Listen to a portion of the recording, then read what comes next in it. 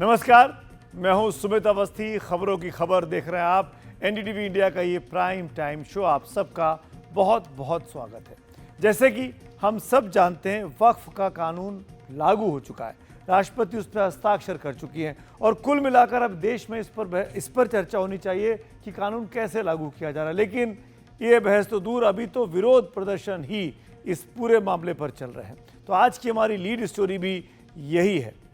खबरों की खबर में हम आपको दिखाएंगे कि पश्चिम बंगाल में कैसे वक्फ का विरोध हिंसा में तब्दील हो गया और वक्फ कानून को लेकर अल्पसंख्यकों पर ममता बनर्जी की ममता क्यों बरस रही है। क्या बंगाल की सियासत अब इसी के इर्द गिर्द गर्म रहेगी? इसके साथ ही हम आपको कांग्रेस की नई चुनावी रणनीति से भी वाबस्ता कराएंगे कि कैसे अब वो पिछड़े वर्गों को लुभाने में लग गई है ताकि उसका वोट बैंक मजबूत हो सके। कांग्रेस की इस रणनीति के रास्ते में दिक्कतें क्या हैं, विस्तार से इस बुलेटिन में आज हम बात करने वाले हैं। बीजेपी के 80 बनाम 20 की लड़ाई कांग्रेस 90 बनाम 10 से करना चाहती है। हम तीसरी खबर में आपको मुंबई हमलों के मोस्ट वांटेड आतंकी तहव्वुर राणा के बारे में बताएंगे कि अमेरिका में छिपा बैठा भारत का यह मोस्ट वांटेड देर रात या कल तड़के भारत पहुंचने वाला है। जब वो भारत पहुंच जाएगा, भारतीय एजेंसियां उससे पूछताछ करेंगी तो क्या क्या बड़े खुलासे हो सकते हैं और कैसे मुंबई हमले के मामले में इंसाफ का दरवाज़ा अब खुल जाएगा। और चौथी बड़ी खबर जिसको लेकर आज हम आपके सामने हाजिर हैं, एक बड़ा सवाल है जो आपके सामने होगा कि स्वयंभू बाबा राम रहीम पर बार बार फरलो और परोल के नाम पर क्यों जेल से उनको छोड़ दिया जाता है और इस सच्चे सौदे के नायक के पीछे क्या कोई वाकई में सौदा हो रहा है? राम रहीम पर इतनी रहम आखिर किसका ये खेल है? विस्तार से आगे बात करते हैं, लेकिन शुरुआत वक्फ से करते हैं जिस पर ना राजनीति थम रही है और ना एक तबके का आक्रोश थम रहा है। जम्मू कश्मीर विधानसभा में आपके विधायक पीडीपी के नेता से धक्का मुक्की हुई, दोनों विधायकों की, एक आपका और एक पीडीपी का। विधानसभा अनिश्चितकाल के लिए बंद करनी पड़ी।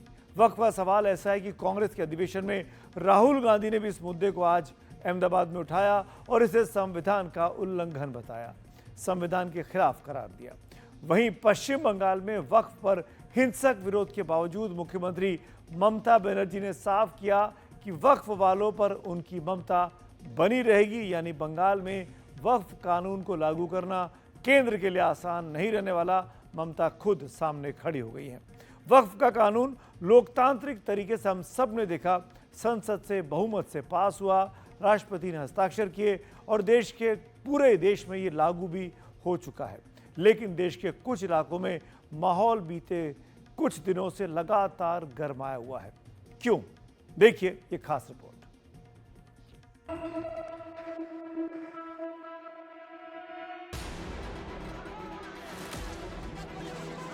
नारेबाजी, विरोध, आक्रोश और फिर हिंसा।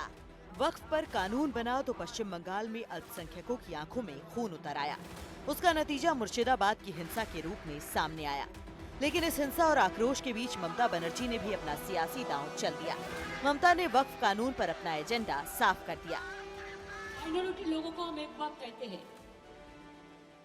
देखिए आप लोगों को दिल में दुख हुआ है वक्फ प्रॉपर्टी के लेके, आप भरोसा रखिए बंगाल में ऐसा कुछ नहीं होगा जिसमें कोई डिवाइड एंड रूल होगा। आप लोगों ने ये मैसेज दीजिए कि सबको एक साथ में रह के बचना है, जियो और जीने दो। इसके लिए बेसमाल होने का बात नहीं है। लेकिन बीजेपी को इसी बहाने ममता पर हमला बोलने का मौका मिल गया। ममता बनर्जी जिस तरीके से ये अपीजमेंट पॉलिटिक्स कर रही है, आगे आने वाले समय में बंगाल पश्चिम बंगाल रहेगा कि पश्चिम बांग्लादेश बन जाएगा, इसको लेके आप पश्चिम बंगाल के हिंदुओं के मन में डाउट हो रहा है। और पश्चिम बंगाल के हिंदू इसलिए एकत्रित हो रहे हैं और मेरा विश्वास है कि आगे आने वाले चुनाव में ममता बनर्जी को पश्चिम बंगाल के हिंदू एक भी वोट नहीं देंगे। बंगाल वक्फ पर गुस्से में लाल हो रहा है तो कश्मीर में हर रोज विधानसभा वक्फ कानून पर नया अखाड़ा बनती जा रही है। विधानसभा में लगातार तीसरे दिन वक्फ पर हंगामा हुआ। नेशनल कॉन्फ्रेंस के विधायकों के तेवर तीखे तो आप विधायक महराज मलिक भी आपे से बाहर हो गए। पीडीपी विधायक के साथ उनकी तीखी भिड़ंत हो गई। डेली वेजेस को रेगुलराइज करना, गरीबों को जमीन देना और शराब पे पाबंदी, इन बिल्स के साथ अटेंशन डाइवर्ट करने के लिए असेंबली में हंगामा किया गया। और ये हंगामा इसलिए भी किया गया ताकि जिस तरह से इस्तेमाल किया गया किरण रिजिजू का यहाँ पर, जिसने ये अमेंडमेंट बिल लाया पार्लियामेंट में, और जिस तरह फारूक साहब और उमर साहब ने उनका यहाँ इस्तेमाल किया, उससे ध्यान हटाने के लिए असेंबली में पिछले 3 दिन से तमाशा हो रहा था। हम लोगों के चुने हुए नुमाइंदे हैं। अगर हम लोगों की बात हाउस के अंदर नहीं करेंगे तो कहाँ करेंगे। अब चलिए, ये सेशन खत्म हुआ। आगे जाके इस बिल को लेके नेशनल कॉन्फ्रेंस का जो रवैया रहेगा, नेशनल कॉन्फ्रेंस को जो करना होगा, उसके बारे में नेशनल कॉन्फ्रेंस के जो स्पोर्ट्स पर्सन है या नेशनल कॉन्फ्रेंस की जो क़यादत है वो इसके बारे में आपको बताएंगे। इस बीच अहमदाबाद में कांग्रेस के अधिवेशन में राहुल गांधी ने कहा कि वक्फ कानून संविधान पर हमला है। साफ है कि वक्फ कानून पर बवाल फिलहाल थमता नहीं दिख रहा है। एनडीटीवी इंडिया की रिपोर्ट।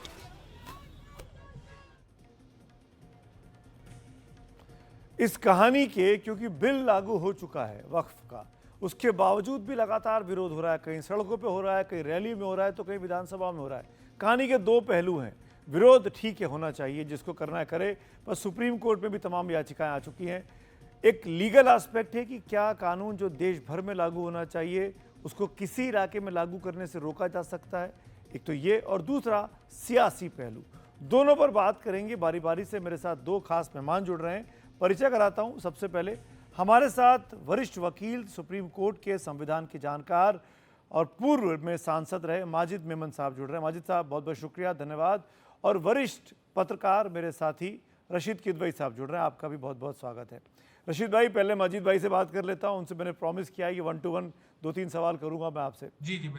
माजिद भाई, पहली चीज़ तो यही, कानून बन गया है, राष्ट्रपति ने हस्ताक्षर कर दिए हैं, उसके बावजूद भी 2 लीगल एस्पेक्ट पे मैं आपसे बात करना चाहता हूं।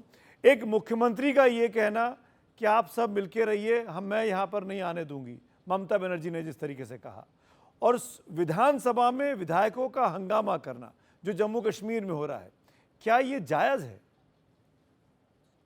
देखिए, सबसे पहले तो मैं आपके दर्शकों से ये कहना चाहूँगा कि संवैधानिक व्यवस्था जो है उसका हर हाल में, हर सूरत में ख्याल रखने की आवश्यकता है। कोई भी सरकार, इस तरफ की सरकार हो या उस तरफ की सरकार, जब भी कानून पास किए जाते हैं। और एक आपके दर्शकों को मैं याद दिलाना चाहूँगा कि कुछ अर्सा पहले, अभी मोदी रूल के दरमियान ही, जब मुख्य न्यायाधीश जस्टिस रामन्ना थे, इतिहास उठाइए तो आपको उसके पीरियड मिल जाएगा कि व्हेन एग्जैक्टली उन्होंने एक बात कही। उन्होंने एक पब्लिक प्लेटफॉर्म से एक बात कही थी। उन्होंने कहा था कि मोदी सरकार जिस प्रकार से संविधान कानून बना रही है सदन के जरिए, उसका तरीका ठीक नहीं है। उन्होंने साफ अल्फाज में टिप्पणी की थी। किसने? ये कौन है? मुख्य न्यायाधीश, sitting chief justice of India. इनका बयान है जो मैं दोहरा रहा हूँ। उन्होंने कहा कि नंबरों के आधार पर बिलों को पास कर लेना लोकतंत्र के हक में नहीं है। डेमोक्रेसी में जनता के लिए, देश के लिए, लोगों के लिए जो कानून पास किए जाते हैं, उन कानून को टटोलना चाहिए, समझना चाहिए, उसके बाद उसे पारित करना चाहिए। सिर्फ इसलिए कि आपके पास आंकड़े हैं, नंबर है आपके पास, लोकसभा में आपने जोड़ जाड़ के राज्यसभा में भी नंबर कर लिए, और चाहे बहस हो, इस कान से सुन के उस कान से सारे सांसद बोल के चले जाएं, उससे कुछ होता नहीं। सरकार लोकतंत्र में अगर बहुमत से ही तो काम चलता है, नंबर नहीं होंगे तो कैसे काम चलेगा? सिर्फ कुछ सेकंड में और चाहूंगा जी। तो बहुमत से काम चलता है, इसका मतलब ये नहीं कि सिर्फ बहुमत ही होगा और बाकी चीजें छोड़ दें। संविधान को भूल जाइए, लोगों का हित भूल जाइए, विरोध भूल जाइए। देश भर में अभी पिछले 10 दिन से हम देख रहे हैं, अब की बार जो सदन चली, इसमें ये तय कर लिया था मोदी सरकार ने कि कम वोट में हमें ये बिल जो है पास करवाना है। हमें ये इस बार बिल को हाथ से निकलने नहीं देना है। ये हमारे लिए बहुत बड़ी प्राथमिकता है। अब ये सवाल भी जनता पूछती है कि क्या ये वाकई में आज देश की प्राथमिकता नहीं? प्राथमिकताओं में और चीजें नहीं थी, महंगाई, अनएम्प्लॉयमेंट, 50 चीजें, वायलेंस वगैरह, मगर ये प्राथमिकता थी हमारे सरकार की, मोदी सरकार की। अब देखिए सवाल ये है कि फेडरलिज्म जो आपने सवाल पूछा, देश में हमारा जो संवैधानिक व्यवस्था बनी है उसमें chief minister of a state has autonomous powers. उनको वो असेंबली में कर सकते हैं, असेंबली के जरिए राज्य में, अभी जैसा कि आपने देखा होगा कि देश के कुछ राज्यों में यूनिफॉर्म सिविल कोड भी लगा दिया गया है। हालांकि वो केंद्र ने अभी इतनी हिम्मत नहीं की कि यूनिफॉर्म सिविल कोड को पास करने की कोशिश करें, बहरहाल वो अपनी जगह अलग मुद्दा है। यहाँ मेरा ये मानना है कि मोदी जी ने कल एक बयान भी दिया कि सोशल जस्टिस के लिए हमने ये बड़ा मजबूत कदम उठाया है। क्या वाकई में सोशल जस्टिस के लिए ये बड़ा कदम है? ये हम सबको सोचना है। सिर्फ मुसलमान ही नहीं, सेक्युलर हिंदुस्तान की एक बहुत बड़ी आबादी, एजुकेटेड इंटेलेक्चुअल्स लोगों ने भी इसका विरोध किया जब ये बिल पर चर्चा हो रही थी। ओपनली इतना देश भर के कश्मीर से कन्याकुमारी तक के इसका विरोध रहा जी। इसके बावजूद भी जिद की वजह से मोदी सरकार ने इस बिल को पारित कर दिया। अब सुप्रीम कोर्ट के सामने एक नहीं, एक से ज्यादा पिटीशंस आ चुकी हैं और उसकी लिस्टिंग भी हो गई है अगले हफ्ते। तो अब तो ऐसा है कि हमें ये देखना होगा कि क्या ये सुप्रीम कोर्ट की नज़र से सही गुजरता है या गलत गुजरता है। मेमन साहब, मेरे 2 सवाल हैं आपके इस जवाब से। लोकतांत्रिक प्रक्रिया यही तो होती है कि संसद में बहस हो। लोकसभा में करीब 17 घंटे बहस हुई, राज्यसभा में भी 17-18 घंटे बहस हुई। उसके पहले जॉइंट पार्लियामेंट्री कमेटी बनी जिसने कई सारी सिटिंग्स की, अक्रॉस इंडिया जाके उसने पिटीशंस ली। बीजेपी के पास नंबर नहीं है अपने पास, वो एक बहुमत वाली सरकार चला रही है एनडीए के साथ मिलकर। उन तमाम अलाइज ने बीजेपी का साथ दिया।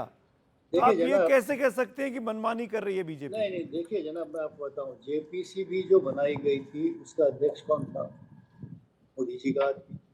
जेपीसी की मेजॉरिटी किसकी थी? बीजेपी की थी। वहां भी यही है कि भाई मेजॉरिटी प्रिवेल्स। अगर बुरा ना माने तो मैं ये कहूं कि 10 गधे और 8 घोड़े, आप किसे चुनेंगे? 10 गधों को चुनेंगे? ये लोकतंत्र है। लोकतंत्र की एक बड़ी कमजोरी is the heads are counted, they are not weighed. This is the biggest flaw in democracy which we are suffering. सरों को गिना जाता है, सरों के अंदर कितना मादा है वो नहीं देखा जाता। एक व्यक्ति 100 पर भारी हो सकता है, वो उतना काबिल है, उतना ईमानदार है, तो देश के हित में, जनता के हित में। लेकिन बदकिस्मती से तभी तो मैंने हवाला दिया आपको कि मुख्य न्यायाधीश ने ये कहा कि इस तरह से बिल पास हो जाते हैं नंबरों के आधार पर, और उसके बाद भीड़ लग जाती है पीआईएल की, और हमें तकलीफ होती है कि हम सुप्रीम कोर्ट में इन्हीं पीआईएल को constitutional validity of the law which is enacted by the parliament is to be examined, we can't do our work at all. इस तरह की शिकायत जब मुख्य न्यायाधीश करते हैं तो सरकार ने इस पर कोई तवज्जो दी, इस पर कोई विचार किया? नहीं, कुछ नहीं। यही जो आप फरमा रहे हैं कि यही तो डेमोक्रेसी है कि आंकड़ों से सब जेपीसी की पारित हो गया दोनों जगह से, अब तो मानना ही पड़ेगा चाहे वो सही हो या गलत हो। नहीं, सुप्रीम कोर्ट अभी निगरानी करेगी इसकी। देखिए, सबसे पहला सवाल तो यहाँ वक्फ के मामले में ये है।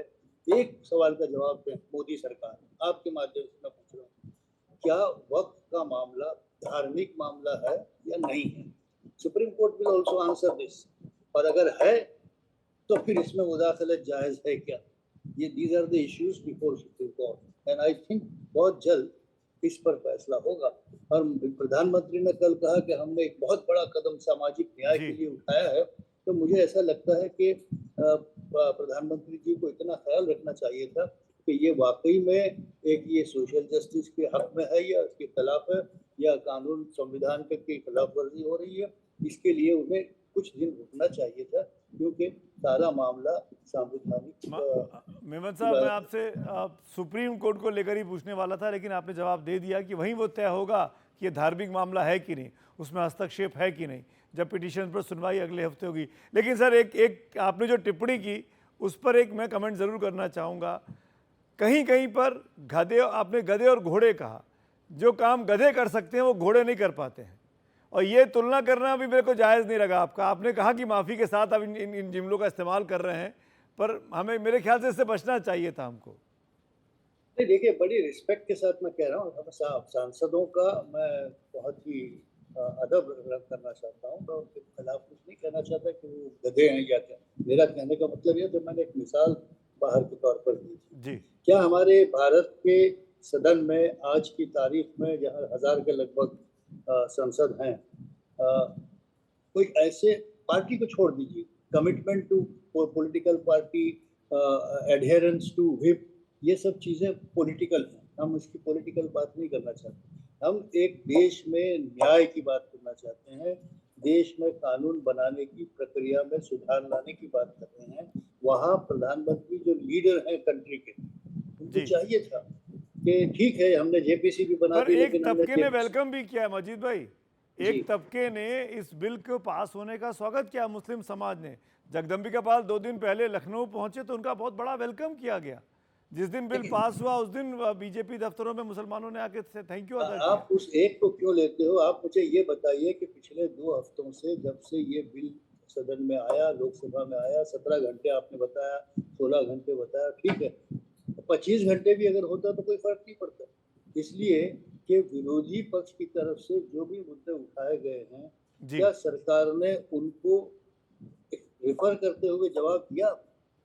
अब पूरी बहस उठा के देख लीजिए ना। चलिए, जो अभी फर्ज कीजिए मैं एक विरोधी पक्ष का नेता हूं और मैंने कुछ बातें रखी हैं कि भाई इसका जवाब दें, तो उसका जवाब नहीं दिया गया ना तो प्रधानमंत्री ने दिया, ना कानून मंत्री ने दिया, ना गृह मंत्री ने दिया। तो ये तो एक बहस, मियर फॉर्मेलिटी बहस रही है। ये 17 की जगह अगर 40 घंटे भी होती तो भी कुछ फर्क नहीं पड़ता, क्योंकि निर्णय तो पहले ही हो चुका है। जी, हमारे पास आंकड़े हैं, चाहे आप जितना चाहे चीखो पुकार कर लें, चाहे आप धांधली करें, कुछ भी करें, लेकिन हमने जान तय कर लिया कि इस बिल को पारित करना है। माजिद मेमन साहब, माफ़ी के साथ वक्त की कमी है, thank you for your time. आपने जो बोला उसके लिए बहुत बहुत शुक्रिया। मैं उम्मीद करता हूं कि अब जो सुप्रीम कोर्ट में होगा अगले हफ्ते, उस पर सबकी निगाहें होंगी और वही तय कर पाएगा कि ये जायज़ है या नाजायज़ जो नया कानून वक्फ को लेकर पास हो गया है। हमारे दूसरे मेहमान मेरे साथ बने हुए रशीद गिदवे, उनके पास लौटेंगे, लेकिन उसके पहले जम्मू कश्मीर की विधानसभा में क्या हुआ वो भी देख लेना चाहिए। वक्फ कानून पर जम्मू कश्मीर विधानसभा में आज फिर हंगामा हुआ, विधायकों के बीच जमकर धक्का मुक्की हुई। आज फिर नेशनल कॉन्फ्रेंस के विधायक चर्चा की मांग पर अड़े थे, जिसके बाद बवाल शुरू हो गया। हंगामे के चलते विधानसभा को स्थगित करना पड़ा। इस बीच मुख्यमंत्री उमर अब्दुल्ला का बयान सामने आया। उन्होंने कहा कि इस कानून के खिलाफ हम रणनीति बनाएंगे।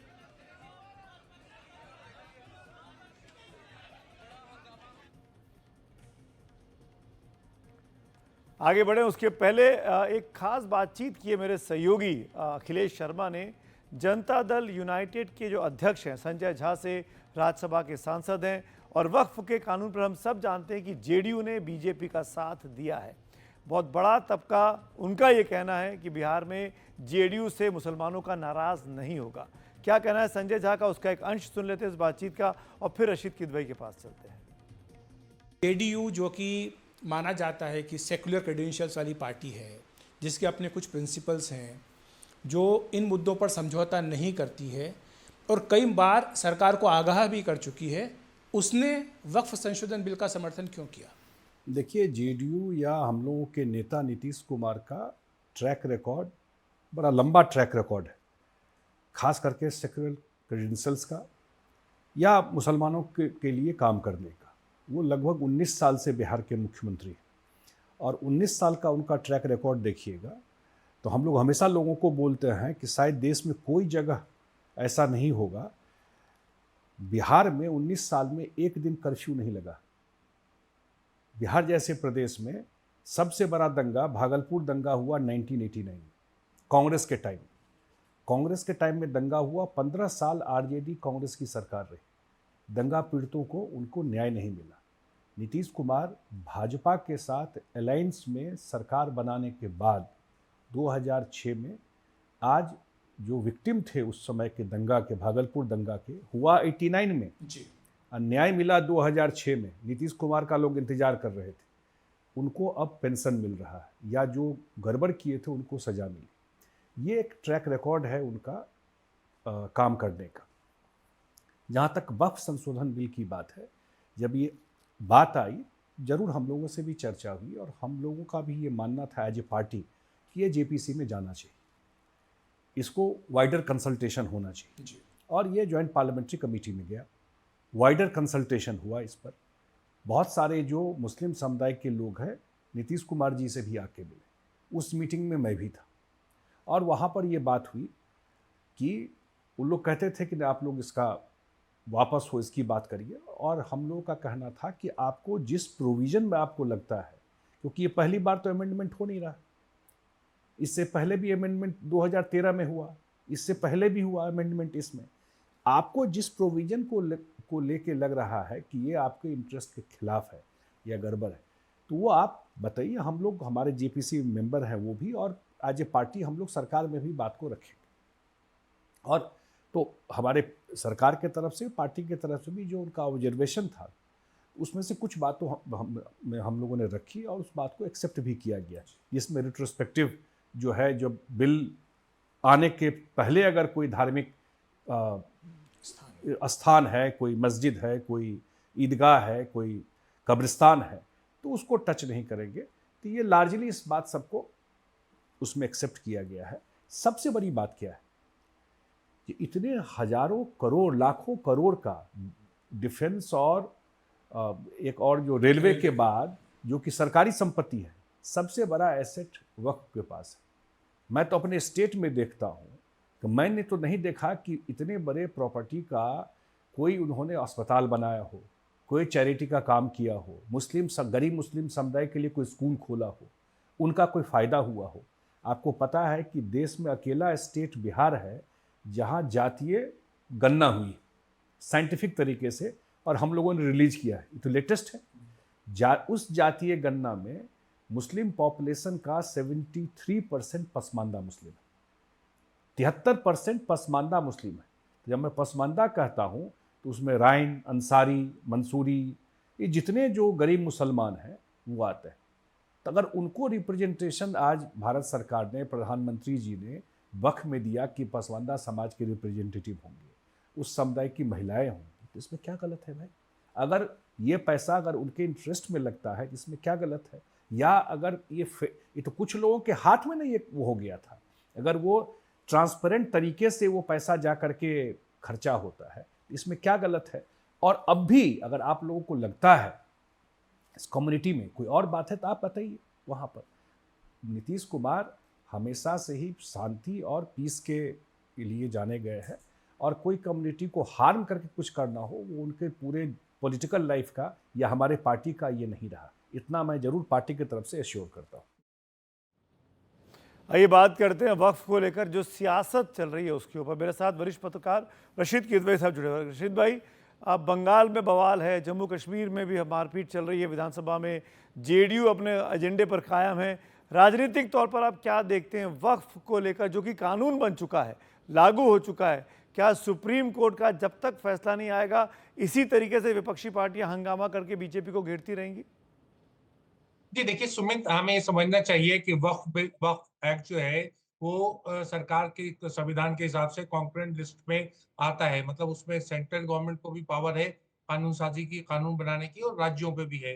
अब ये राज्यों के विवेक पे निर्भर करता है कि वो उस कानून को फॉलो करते हैं या अपना कोई कानून करते हैं। और जैसा आप कह रहे हैं कि वो सुप्रीम कोर्ट का उस पर जो एक जजमेंट आएगा उसके ऊपर फैसला होगा। दरअसल मुझे जो लगता है बड़ी तौर पे जो एक कानूनी पहलू जो है सुमित, हम और आपने बहुत इन सब चीजों की ऐसे इनकी रिपोर्टिंग की है, उसका एक कानूनी पहलू होता है और एक राजनीतिक पहलू होता है। तो इसमें राजनीति जो है वो ज्यादा हावी नजर आती है। जो उस पे जो अल्पसंख्यक हो या जो विपक्षी दल है, उन्होंने एक नैरेटिव बनाया है।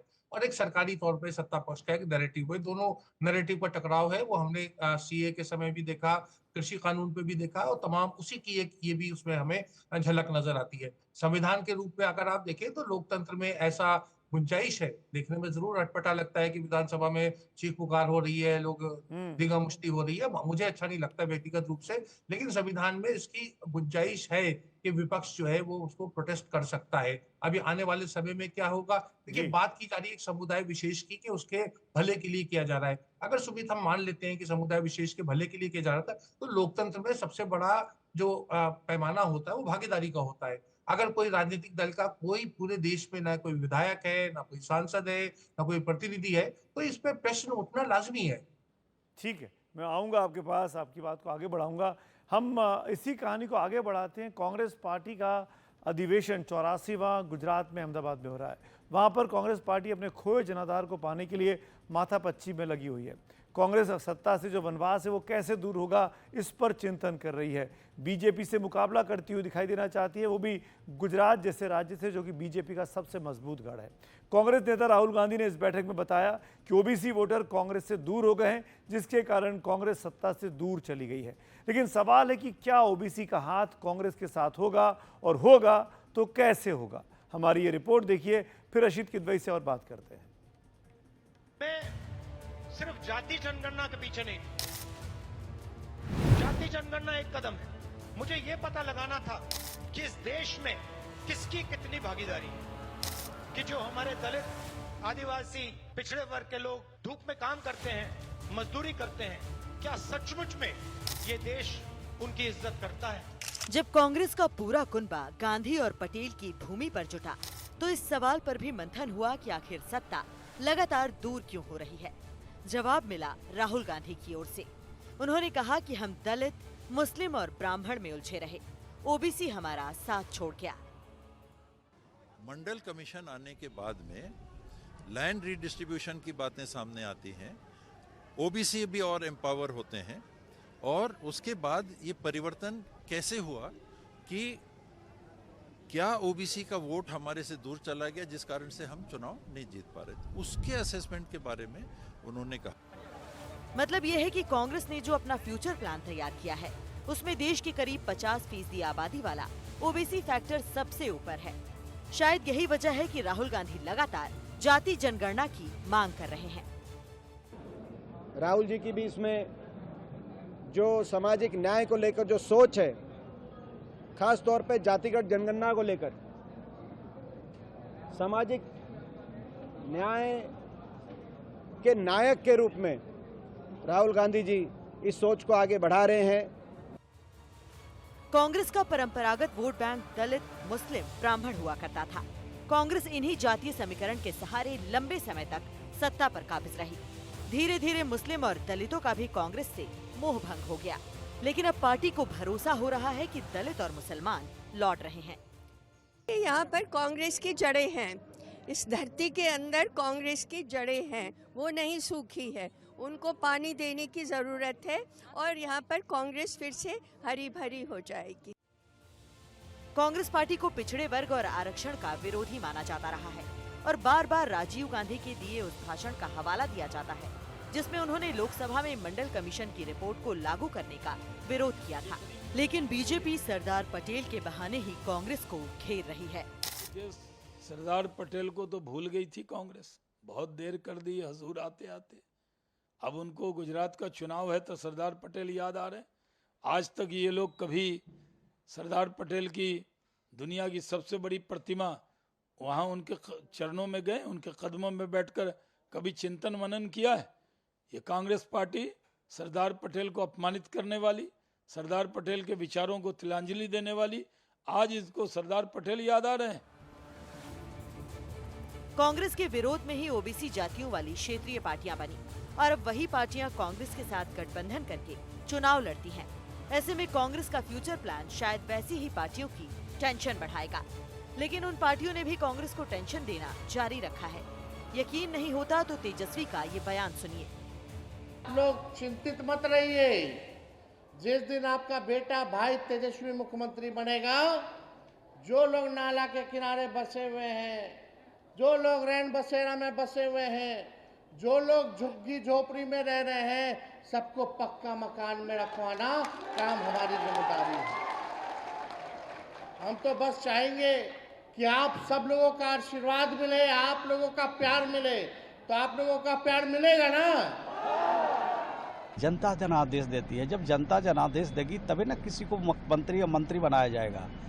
उनको तो जनता नकार रही है। दूध में जिस तरह से मक्खी गिर जाता है उससे निकाल के फेंका जाता है, उस तरह से लोग फेंक रहे हैं, तब भी वो सुधर नहीं रहे, अहंकार में बोल रहे हैं। अहंकार उनका 2025 में चकनाचूर हो जाएगा। बिहार में कांग्रेस के साथ आरजेडी का गठबंधन है, लेकिन तेजस्वी ने खुद को अभी से मुख्यमंत्री का उम्मीदवार घोषित कर दिया और यादवों के वोट पर दावेदारी ठोक दी। ऐसे में एक तरफ राहुल का फ्यूचर प्लान है तो दूसरी ओर उसी प्लान में सेंध लगाने वाले उनके साथ हैं। चलिए फिर से रशीद किदवई साहब के पास चलते हैं, कांग्रेस की रणनीति पर बात करते हैं। रशीद भाई, ओबीसी कांग्रेस का एक कोर फोकस हो गया, ये कह सकते हैं, क्योंकि कांग्रेस को रियलाइज हो रहा है कि बगैर ओबीसी के काम नहीं बन पाएगा। पर जब आप देखते हैं कांग्रेस पार्टी के संगठन को, तो ओबीसी लीडरशिप दिखाई नहीं देती है। मंच पर जो लोग बैठते हैं राहुल के अगल बगल, सब अगड़े मुस्लिम दिखाई देते हैं। आपको लगता है कि ऐसे काम चल पाएगा? जी सुमित, फिर मैं कहूंगा कि अनुभव के आधार पर देखिए, जब जोश होता है तो उसमें होश का समावेश होना चाहिए। हमने देखा कि राजस्थान में सचिन पायलट और अशोक गहलोत दोनों पिछड़े वर्ग से थे, लेकिन कांग्रेस वहां पर सत्ता में वापसी नहीं कर पाई। कमोबेश यही स्थिति छत्तीसगढ़ में रही, जहां भूपेश बघेल और टी.एस. सिंहदेव थे, लेकिन कांग्रेस को कामयाबी नहीं मिली। तो कांग्रेस को ये देखना होगा कि वो जीत कैसे सकती है। सुमित, अगर आपको एक प्लेट में मतलब गरम गरम खिचड़ी दी जाए, तो खिचड़ी जो है लोग साइड से खाते हैं, बीच में हाथ नहीं डालते क्योंकि हाथ जल जाता है। अब कांग्रेस जो है गुजरात पे दांव खेल रही है, जबकि चुनाव जीतने का चांस अभी जो चुनाव होने वाले हैं वो कर्नाटक, केरल में और असम में और उत्तराखंड में कांग्रेस के ज्यादा है बनिस्बत गुजरात के। लेकिन कांग्रेस अपनी तमाम ताकत जो है गुजरात में लगा रही है। तो इस तरह की रणनीति जो इस तरह से पिछड़ों का जो आपने बात करी कि कांग्रेस में 10 बड़े पिछड़े नेता अगर आप मुझसे एकदम से पूछे तो मैं हो सकता है ना बता पाऊं। तो जब आपके पास पिछड़े नेता नहीं है जिले स्तर के ऊपर, राज्यों के स्तर के ऊपर, तो पिछड़ों की ऐसी बात करने से क्या फायदा होगा। और फिर कर्नाटक में अभी जो कास्ट सेंसस है उसको पब्लिक नहीं किया गया, उस पर एक्शन नहीं लिया गया। और अगर आप पिछड़ों की बात करते हैं तो पिछड़ों को अधिकार दीजिए ना, पिछड़ों को बराबरी पर लाइए ना, पिछड़ों को सीडब्ल्यूसी के राज्यसभा में, लोकसभा के मेंबर बनाइए ना, लेकिन ऐसा हो नहीं पा रहा है। रशीद भाई, समय की कमी है, शुक्रिया बात करने के लिए, हमसे जुड़ने के लिए। आगे बढ़ेंगे अब आज की एक और बड़ी खबर की ओर, और अब बात 26/11 के आरोपी तहव्वुर राणा की करते हैं, जिसे कल सुबह तड़के भारत ले आया जाएगा। एक विशेष विमान से राणा को लेकर अमेरिका से एक विमान उड़ान भर चुका है। उससे ज़्यादा हिंदुस्तान के तमाम लोगों के मन में है कि मुंबई हमले के पीड़ितों के मन में ये उम्मीद अब उड़ान भर रही है कि राणा आएगा तो इंसाफ हो जाएगा, उसके गुनाहों का पिटारा खुलेगा और मुंबई हमले की हर साजिश की तमाम परतें खुलेंगी।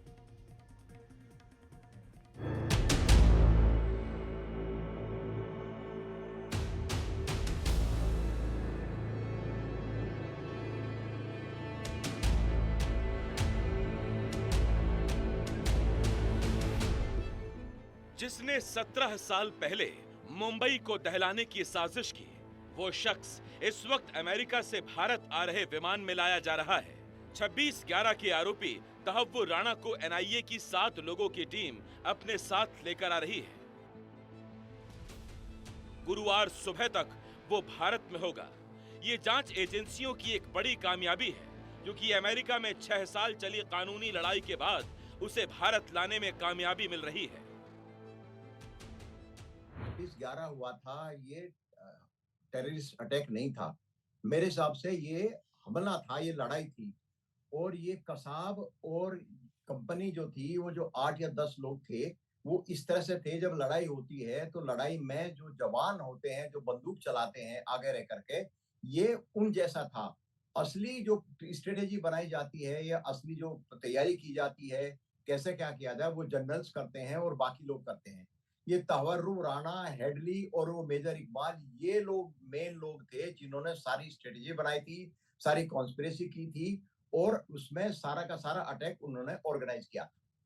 तो तहव्वुर राणा उन लोगों में से, उन चुनिंदा सबसे इंपॉर्टेंट लोगों में से है जो पूरी की पूरी कॉन्स्पिरेसी को बनाने में, उसको अंजाम देने में सबसे ज्यादा इंपॉर्टेंट रहा है। जिसके कारण से तहर्रुब राणा का हिंदुस्तान में आना एक बहुत बड़ी हिंदुस्तान की इंटेलिजेंस एजेंसीज और हिंदुस्तान की सरकार का एक बहुत बड़ी सक्सेस मैं इसको मानता हूं।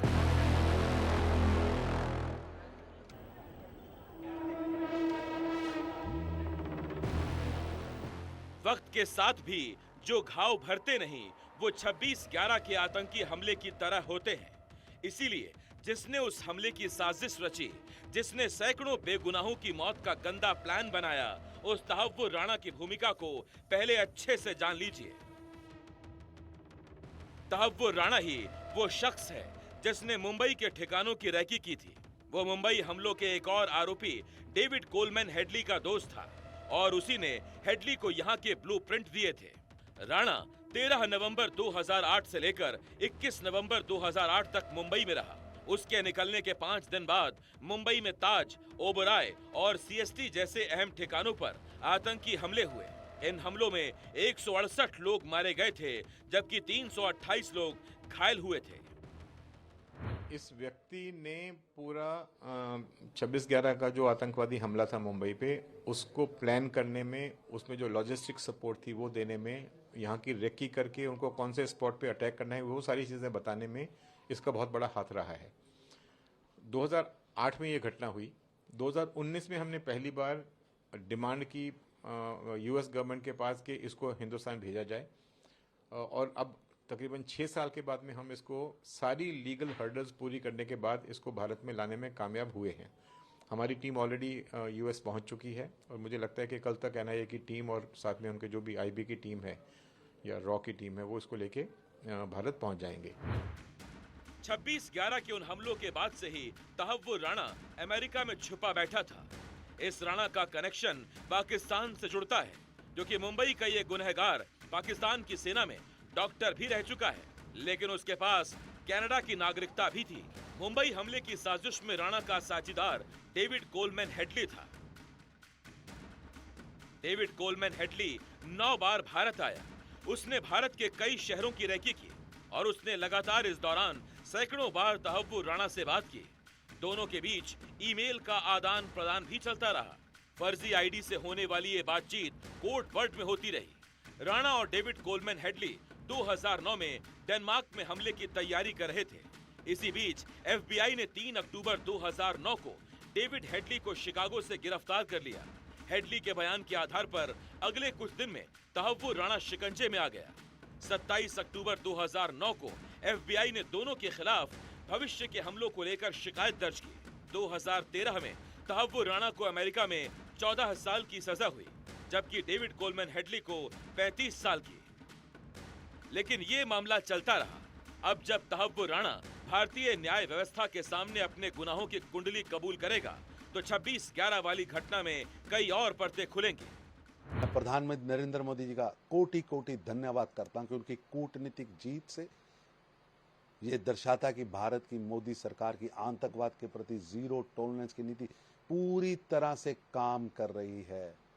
जो भारत को की तरफ बुरी नजर से देखेगा, भारत के लोगों की हत्या करेगा या करवाएगा, वो बख्शा नहीं जाएगा। ईंट का जवाब पत्थर से देंगे। मानवता के हत्यारे दुश्मनों को वह दुनिया के किसी भी कोने में छुप जा, उन्हें गर्दन पकड़कर लाएंगे भी, उनके जुल्मों की कठोर से कठोर सजा दिलवाएंगे भी। सही, जिसने आतंकवाद किया हो उसको कड़ी से कड़ी सजा मिलनी चाहिए। अब तो अमेरिकी अदालत ने कह दिया। उसने बहुत कोशिश की इस बात की कि उसको जो है किसी तरह से राहत मिल जाए, भारत न लाया जा सके, लेकिन भारत अमेरिकी अदालतों ने उसकी याचिका खारिज कर दी। अब उसको भारत आना पड़ेगा और कड़ी से कड़ी सजा उसके अपराध की मिलेगी। इस बीच भारत में 26/11 के आरोपियों को कानून के दायरे में लाने की कवायद शुरू हुई। 2009 में ही एनआईए ने 26/11 हमलों को लेकर पहला केस दर्ज किया। नवंबर 2011 में एनआईए ने अपनी पहली पूरक चार्जशीट में हाफिज सईद, जकीउर रहमान लखवी, साजिद मीर और मेजर इकबाल, इलियास कश्मीरी सहित राणा और हेडली को आरोपी बनाया। आरोप पत्र में 134 गवाहों के बयान, 210 दस्तावेज और 106 ईमेल शामिल थे। इनमें डेविड हेडली की पत्नी का एक ईमेल भी था। जिसमें उसने हेडली को ग्रेजुएशन के लिए बधाई दी थी और कहा था कि उसने आतंकी हमले का प्रसारण देखा। एनआईए की ओर से एक्सेस किए गए ईमेल से पता चला कि 26/11 के हमलों से पहले डेविड हेडली और तहव्वुर राणा लगातार संपर्क में थे। दरअसल तहव्वुर राणा मुंबई में फर्जी इमिग्रेशन एजेंसी चला रहा था। उसने मुंबई में दफ्तर खोल रखा था, इसी के नाम पर भारत आया था। जब ये राज खुला कि 26/11 के पाक हैंडलर्स को असल में डेविड कोलमैन हेडली और तहव्वुर राणा की मदद मिलती रही, तब सब हैरान रह गए। हेडली अब भी अमेरिकी जेल में है, लेकिन तहव्वुर राणा को भारत लाने की कवायद शुरू हो गई। 2020 में अमेरिकी जेल में राणा की सजा पूरी हो गई। इसके बाद भारत सरकार ने उसके प्रत्यर्पण की प्रक्रिया शुरू की। 2020 से अलग अलग अदालतों में मामला चलता रहा। राणा ने अपने पाकिस्तानी मूल का होने की दुहाई दी, अपनी बीमारियों का हवाला दिया, भारतीय जेलों की हालत की भी शिकायत की। उसने संयुक्त राष्ट्र कन्वेंशन की भी आड़ लेने की कोशिश की, लेकिन अमेरिका की किसी भी कोर्ट से उसे राहत नहीं मिली। आखिर ट्रंप के सत्ता में आते आते राणा को भारत भेजे जाने का माहौल बन चुका था। खुद ट्रंप ने राणा के प्रत्यर्पण की बात कही। तो अब राणा भारत पहुंच रहा है। वैसे राणा के प्रत्यर्पण के पीछे एक चेहरे को श्रेय देना होगा। ये हैं राष्ट्रीय सुरक्षा सलाहकार अजित डोभाल, जो लगातार इस केस के पीछे लगे रहे। उनके साथ एनआईए की टीम हर स्तर पर जुटी रही। एडीजी स्तर के अधिकारी के नेतृत्व में अब 7 लोगों की टीम उसे लेकर भारत आ रही है। 26/11 के इंसाफ का एक दौर पूरा होने को है। तो एनआईए इस पूरे मामले की जांच कर रही है और साथ में मुंबई पुलिस भी तहव्वुर राणा से अपने केस में पूछताछ करेगी, जिससे कई बड़े खुलासे होने वाले हैं। नई दिल्ली से कैमरा पर्सन गौरी प्रसाद के साथ मैं मुकेश सिंह सेंगर, एनडीटीवी इंडिया।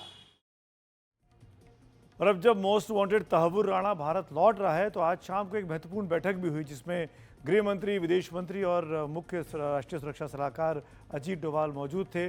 क्या हुआ उस बैठक में ये तो नहीं पता चला, लेकिन तैयारी पूरी चल रही है। तो क्या क्या तैयारी सुरक्षा एजेंसियां कर रही हैं तहव्वुर राणा के यहाँ लौटने के बाद, वो मैं आपको दिखा देता हूँ। एक विशेष विमान से वो भारत लाया जा रहा है। विमान दिल्ली के पालम टेक्निकल एरिया में उतरेगा। ये वो इलाका है जहाँ पे आम पब्लिक नहीं जा सकती, ये सिक्योर्ड इलाका है। उसे एनआईए के हेडक्वार्टर ले जाएगा, क्योंकि एनआईए इस पूरे मामले की छानबीन कर रही है। सूत्रों के मुताबिक उससे दिल्ली में कुछ दिनों तक पूछताछ हो सकती है, और फिर इस पूछताछ में एनआईए के अलावा जो दूसरी एजेंसियां जांच कर रही हैं, क्योंकि मुंबई हमला हम जानते हैं जो कुछ हुआ था 26/11 को, कई एजेंसियों के पास मुकदमे थे, वो सब भी इससे पूछताछ कर सकती हैं। और साथ साथ एक ऑल्टरनेट प्लान भी तैयार किया है कि अगर इसको मुंबई ले जाना पड़ा, क्योंकि वहाँ पर अगर रेकी करानी पड़ी, तो आर्थर रोड जेल जो कि मुंबई की बड़ी जेल है, वहाँ पर भी तहव्वुर राणा को रखने का इंतज़ाम किया गया, उसकी तैयारी भी की जा रही है। आइए आगे बढ़ते हैं। हत्या और बलात्कार के दोषी राम रहीम को जिस तरह कभी फरलो तो कभी पैरोल मिलता है, उससे तो यही लगता है कि राम रहीम की मर्जी है कि वो जेल में रहे या बाहर रहे। अभी दिल्ली में विधानसभा चुनावों से ठीक पहले वो जेल से बाहर आया था कि एक बार फिर से उसके लिए रोहतक जिले के सुनरिया जेल का दरवाज़ा आज सुबह सुबह खुल गया। सवाल है कि राम रहीम पर एक सजा याफ्ता पर इतनी रहम क्यों बढ़ती जा रही है? क्या है इसके पीछे का खेल?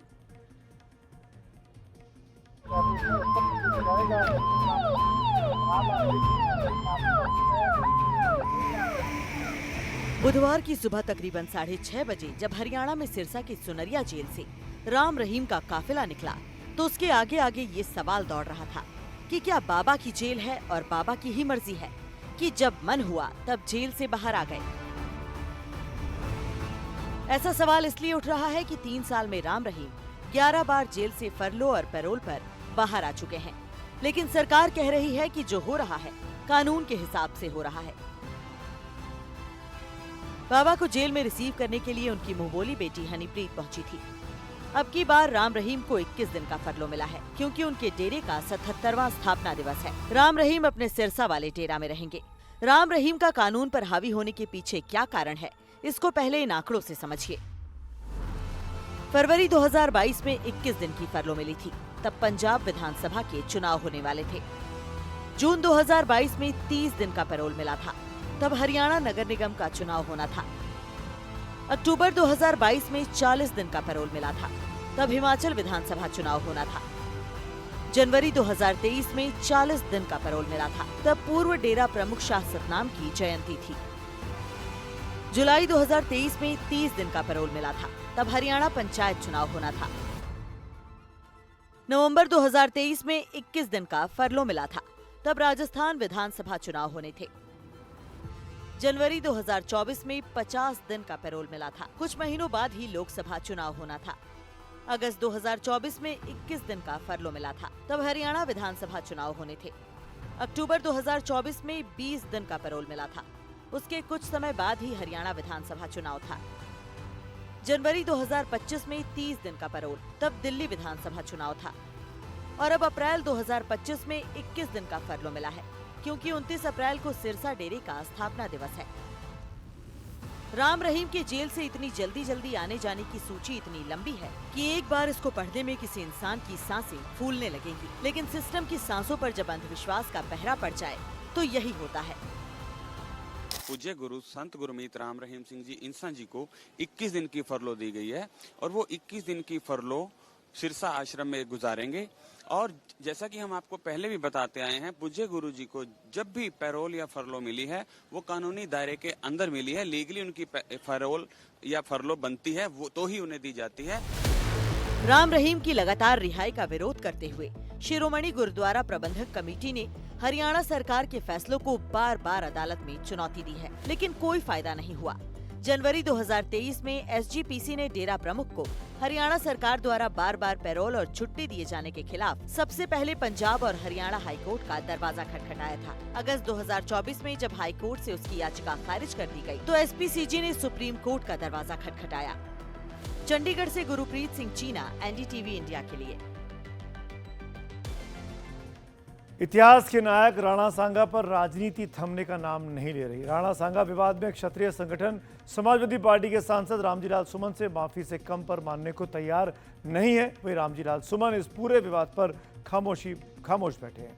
इस सबके बीच आज आगरा वाले उनके घर में उन्हें चूड़ियां देने की कोशिश की गई। सवाल ये कि क्या नारी के सौंदर्य से जुड़ी चूड़ियां कमजोरी का प्रतीक हैं? क्या चूड़ियां देकर क्षत्रिय समाज के इन प्रदर्शनकारियों ने आधी आबादी यानी महिलाओं का अपमान नहीं किया है?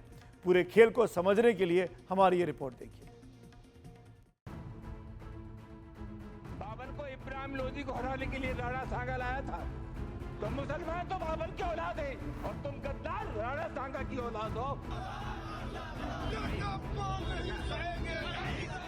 मेवाड़ के शासक राणा सांगा पर समाजवादी पार्टी के सांसद रामजीलाल सुमन के बयान पर बरपा हंगामा अब चूड़ियों तक पहुंच गया है। बुधवार को आगरा में सुमन के घर पर जाकर चूड़ियां भेंट करने की कोशिश की गई। रामजीलाल सुमन के इस बयान को लेकर करणी सेना और क्षत्रिय महासभा के लोग सड़कों पर हैं। पहले आगरा में करणी सेना के कार्यकर्ताओं ने जमकर बवाल किया। इसके बाद शहर शहर रामजीलाल सुमन के पुतले जलाए गए। फिर कल लखनऊ में एक बड़ा प्रदर्शन करणी सेना और क्षत्रिय महासभा के लोगों ने किया, तो आज हिंदू महासभा के लोग आगरा में चूड़ी भेंट करने रामजीलाल सुमन के घर जाने की कोशिश में लग गए। इस बीच करणी सेना ने दावा किया है कि 11 अप्रैल तक अगर रामजीलाल सुमन ने माफ़ी नहीं मांगी तो 12 अप्रैल को राणा सांगा की जयंती के मौके पर आगरा में बड़ा विरोध प्रदर्शन होगा। रामजीलाल सुमन ने जो राणा सांगा पर विवादित बयान दिया था, उन्होंने माफी नहीं मांगी, लेकिन माफी मांगने कोई काम नहीं। 12 तारीख को जो भी होगा देखा जाएगा। आज उसको चूड़ियां भेंट करी है हमारी मीरा राठौर जी ने। ये धमकी करणी सेना ने दी है। जिस दिन आगरा में करणी सेना ने हंगामा किया, उस दिन रामजीलाल ने एक बयान जारी करके ये जरूर कहा कि अगर किसी की भावनाएं आहत हुई हैं, तो इसका उन्हें दुख है। लेकिन करणी सेना दुख व्यक्त करने पर नहीं, बल्कि माफी की मांग पर अड़ी है। सुमन के घर पर हुए हंगामे ने जल्द ही सियासी रंग ले लिया। एसपी के महासचिव रामगोपाल यादव आगरा में रामजीलाल सुमन से मिलने पहुंचे थे। उन्होंने करणी सेना के खिलाफ प्रदर्शन का भी ऐलान किया। रामजीलाल सुमन दलित न होते, अगर उन्हीं की बिरादरी के होते तो हमला करते ही लोग। ये पूरे पीडीए पर और दलित समाज के ऊपर हमला है। समाजवादी पार्टी इसको किसी कीमत पर बर्दाश्त नहीं करेगी और ईद के तत्काल बाद हमें अगर कार्रवाई नहीं होती है तो पूरे प्रदेश में आंदोलन। बल्कि इस मामले में अखिलेश यादव ने भी कह दिया कि रामजी लाल को कुछ हुआ तो जिम्मेदारी सीएम की होगी। अगर रामजी या सुमन जी के साथ कोई घटना होती है या समाजवादी पार्टी के नेता के ऊपर किसी तरह की कोई घटना होती है तो उसके लिए जिम्मेदार कोई दूसरा नहीं, मुख्यमंत्री खुद जिम्मेदार होंगे, क्योंकि मुख्यमंत्री खुद उस संगठन पे हाथ रखे हुए हैं। जितने भी लोग उसमें दिखाई दे रहे हैं, हालांकि जाति की बात नहीं करनी चाहिए, जातियों की बातें समाजवादी लोग नहीं करते हैं, लेकिन कहीं न कहीं जाति कनेक्शन भी उन्हीं का उनसे दिखाई देता है। समाजवादी पार्टी और करनी सेना की घोषणा के बीच पुलिस की चुनौती बढ़ गई है। ऐसे में आगरा पुलिस ने सपा और करनी सेना के 813 लोगों को नोटिस जारी कर कानून व्यवस्था हाथ में न लेने की चेतावनी दी। फिलहाल ये विवाद थमने की जगह लगातार बढ़ता हुआ सा दिखाई दे रहा है। इस बीच 12 अप्रैल को आगरा में राणा सांगा की जयंती के मौके पर आयोजित कार्यक्रम पर सबकी नजर है, लेकिन इस बयान को लेकर ये कहा जा सकता है कि जिस तरह से विवाद छिड़ा है, इस बयान का उत्तर प्रदेश की राजनीति पर लंबा असर दिखाई दे सकता है। लखनऊ से कैमरा पर्सन वीरेंद्र सैनी के साथ रणवीर, एनडीटीवी इंडिया। औरंगजेब की कब्र पर विवाद भी थमने का नाम नहीं ले रहा। पहले तो कब्र हटाने की मांग उठ रही थी, अब तो फडणवीस सरकार के एक मंत्री ने जिस खुलदाबाद में औरंगजेब की कब्र है उसका नाम बदलने की मांग की है।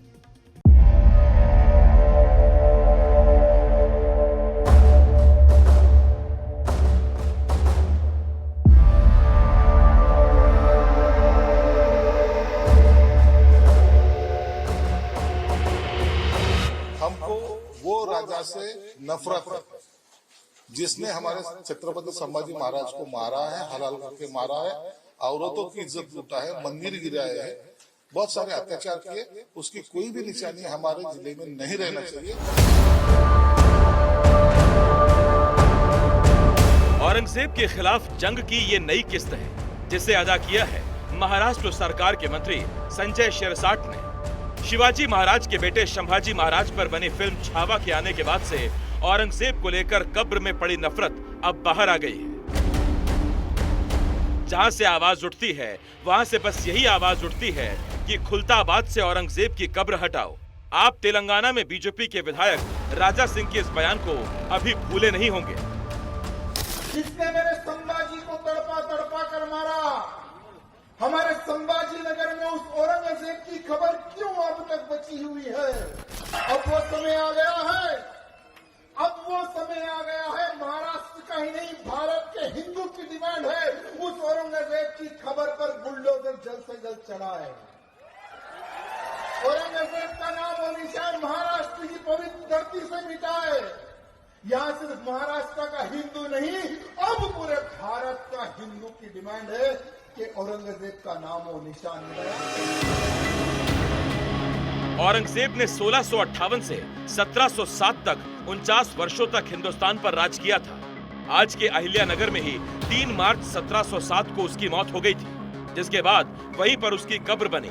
7 मार्च को शिवाजी महाराज के वंशज और बीजेपी के मंत्री शिवेंद्र राजे भोसले ने मांग की थी कि औरंगजेब की कब्र को हटा देना चाहिए। औरंगजेब की भी कब्र जो है वो महाराष्ट्र में नहीं रहनी चाहिए, इसमें कुछ ये नहीं है, गलत बात नहीं है। शिवाजी महाराज ने औरंगजेब से आर पार की लड़ाई लड़ी थी। अब शिवाजी महाराज के नाम पर औरंगजेब की कब्र पर आर पार की लड़ाई चल रही है। यहाँ तक कि महाराष्ट्र के मुख्यमंत्री देवेंद्र फडणवीस ने भी कह दिया कि कब्र तो हटनी चाहिए, मगर ये भी बता दिया कि उनके हाथ बंधे क्यों हैं। आम्हालाही प्रत्येकाला असंच वाटतं, फक्त काही गोष्टी कायद्याने करावे लागतात, कारण ती संरक्षित आहे। जुन्या काँग्रेसच्या काळामध्ये एएसआयचं संरक्षण मिळालंय। देवेंद्र फडणवीस का बयान सिखों के 9वें गुरु श्री तेग बहादुर जी के शहीदी वर्ष के मौके पर आया।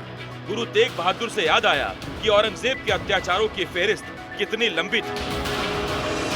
जब गुरु तेग बहादुर ने इस्लाम स्वीकार नहीं किया तो औरंगजेब ने उन्हें फांसी पर चढ़ा दिया। शिवाजी महाराज को औरंगजेब ने धोखे से मारने की कोशिश की और उनके बेटे संभाजी महाराज को तड़पा तड़पा कर मारा। इतिहास का संताप अब वर्तमान से अपना हिसाब मांग रहा है। पिछले कुछ दिनों से महाराष्ट्र में औरंगजेब की कब्र को उखाड़ने की मांग बहुत तेजी से उठी है। मुख्यमंत्री महोदय ने कहा है कि हमारी भी इच्छा है कि जो औरंगजेब ने छत्रपति धर्मवीर संभाजीराजे की क्रूर हत्या की और मराठों के ऊपर हमला किया, मराठों को धर्मांतर करने के लिए फोर्स किया, ऐसे औरंगजेब का कोई भी निशाना महाराष्ट्र में न रहे, ये तो हमारी भूमिका ही है। लेकिन गवर्नमेंट कायदे के अनुसार और कायदा कानून के अनुसार चलती है। जो भी डिपार्टमेंट का, सेंट्रल डिपार्टमेंट का इसको स्ट्रक्चर के लिए प्रोटेक्शन मिला है, उसके बारे में लॉ के तहत, कायदा और कानून के तहत आगे की कार्यवाही की जाएगी। नहीं, इसमें तो जो औरंगजेब का उदात्तीकरण कर रहे हैं उनको पूछना चाहिए। जो लोग औरंगजेब का उदात्तीकरण करने वाले को अपने साथ में लेके राजनीति बना रहे उनको पूछना चाहिए। हमारी मांग तो यह है कि छत्रपति शिवाजी महाराज हो या छत्रपति संभाजी महाराज हो, उनका रिस्पेक्ट होना चाहिए। और इस बारे में हमारे महाराष्ट्र राज्य के मुख्यमंत्री देवेंद्र जी, हमारे उप मुख्यमंत्री, हमारे नेता एकनाथ शिंदे जी और अजीत दादा बैठ के निर्णय लेंगे। अफजल खान के कब्र के अतिक्रमण का मैंने हटाया है तो मेरी भिन्न प्रतिक्रिया क्या होगी भैया? मैंने तो अफजल खान के कब्र को हटाया है ना। जो कब्र को 5 मई 2008 में महाविकास आघाड़ी की सरकार उसको नियमानुकूल कर रही थी, उसको मैंने हटाया है। तो महाविकास आघाड़ी के जो भूमिका है वो कब्र को कायम रखने की है, महायुति की है। किसी ऐसे औरंगजेब जैसे व्यक्ति का उदात्तीकरण नहीं होना चाहिए। वो इस देश का आक्रमणकारी था, दुष्ट बुद्धि का था। रावण के बाद औरंगजेब दुष्ट था। अब इस सूची में नया नाम संजय शिरसाट का है, जो खुलदाबाद का नाम रतनपुर रखना चाहते हैं। इसके लिए उन्होंने बाकायदा मुख्यमंत्री देवेंद्र फडणवीस के नाम खत भी लिखा है और विरोधियों को लानत भी। हमको उनकी निशानी तक नहीं आनी चाहिए। अगर उनको अच्छा लगता है तो वो उसको उठाए और उनके घर पे बिठाए।